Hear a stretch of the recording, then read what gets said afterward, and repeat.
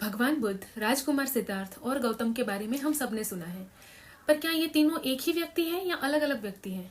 आइए जानते हैं।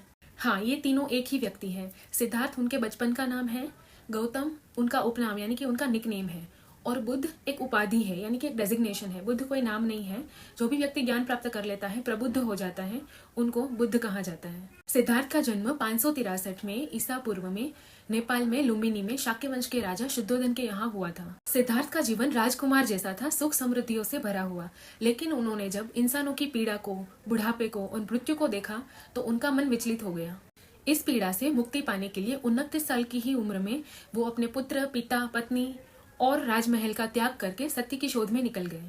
कई वर्षों की तपस्या के बाद बिहार में बोधिगया में बोधि वृक्ष के नीचे उनको ज्ञान प्राप्ति हुई और अगले 45 साल तक उन्होंने भारत में भ्रमण किया और अपने ज्ञान का उपदेश सामान्य लोगों को दिया और अपने धर्म बौद्ध धर्म की स्थापना की। उन्होंने ये सिखाया कि हमारे सारे दुखों का कारण हमारी इच्छाएं होती है और इन इच्छाओं पे काबू पाके और ध्यान करके हम निर्वाण को प्राप्त कर सकते हैं।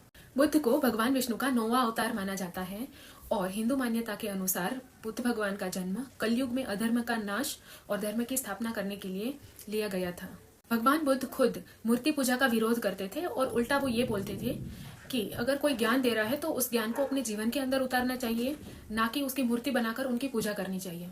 इस सीरीज के साथ जुड़े रहने के लिए इस अकाउंट को फॉलो करें। अगर कोई सजेशन है तो आप कमेंट में डाल सकते हैं और मिलते हैं नेक्स्ट रील में।